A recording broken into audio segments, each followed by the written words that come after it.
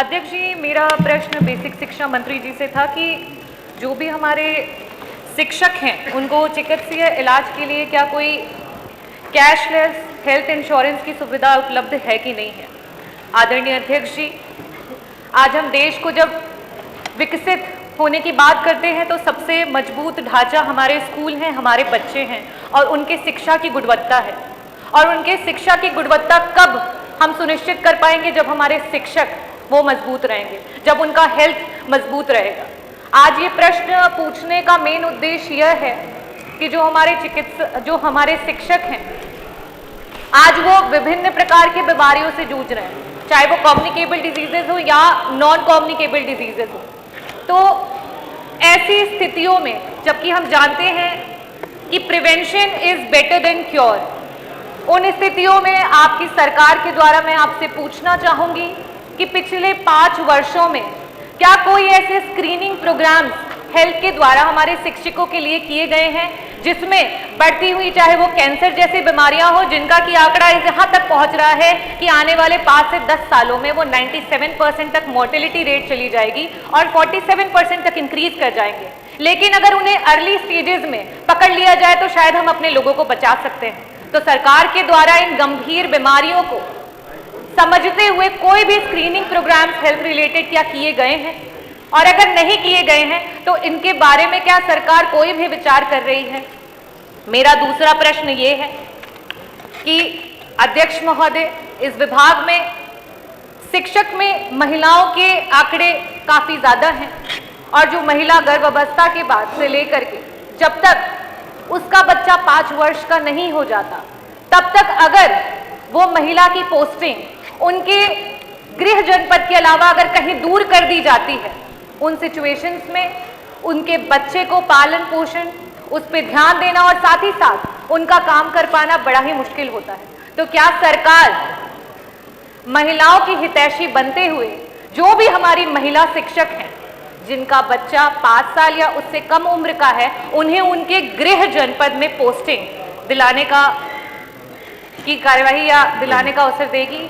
धन्यवाद। माननीय मंत्री जी, माननीय मंत्री जी।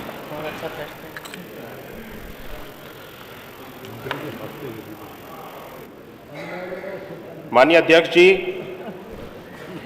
माननीय सदस्य ने प्रश्न किया कि जो हमारे परिषदीय अध्यापक हैं उनके लिए कोई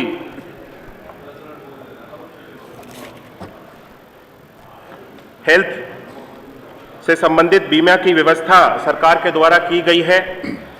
मैं आपके माध्यम से अवगत कराना चाहता हूं कि पिछले समय में हमारे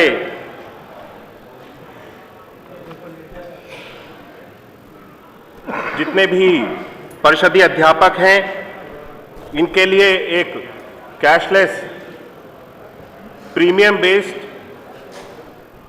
व्यवस्था को बनाने का हम सब लोगों ने प्रयास किया था, जिस पर सहमति ना बनने के कारण इसको लागू ना किया जा सका। मैं अवगत कराना चाहता हूं कि हमारे परिषदीय कर्मचारी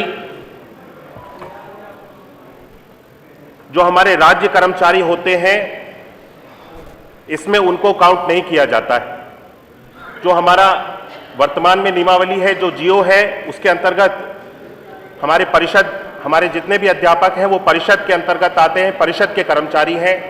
इसीलिए उनको जो राज्य कर्मचारियों के लिए नियमावली है उसके अंतर्गत उनको काउंट नहीं किया जाता है। लेकिन मैं अवगत कराना चाहता हूं कि वर्तमान में भी हम सब लोग जो कैशलेस प्रीमियम बेस्ड इंश्योरेंस की बात की गई है, हम सब लोग इस पर विचार कर रहे हैं और सभी जो हमारी इंश्योरेंस कंपनीज हैं उनसे सहमति बनाते हुए और हमारे सभी शिक्षकों में जो बीमा प्लान को दोबारा से बना करके तैयार किया जाएगा, अगर उसमें सहमति बनती है तो इस कैशलेस प्रीमियम बेस्ड इंश्योरेंस की सेवा को हम सब लोग उपलब्ध कराने के लिए शासन के द्वारा इस प्रक्रिया को चलाया जाएगा। और माननीय सदस्य ने जो दूसरा प्रश्न उठाया है जो कि शिक्षकों की, महिला शिक्षकों के ट्रांसफर से संबंधित है, मैं इसके बारे में आपको अवगत कराना चाहता हूं। ये जो मूल प्रश्न है वो हेल्थ इंश्योरेंस को लेकर के है, ना कि शिक्षकों के किसी तरह से महिला शिक्षकों के ट्रांसफर्स को करने के संबंधित। इसीलिए ये मूल प्रश्न से अलग है और इसका कोई उत्तर मेरे पास अभी वर्तमान में उपलब्ध नहीं है। कह दो ना कि इसका मुझे अनुभव नहीं है।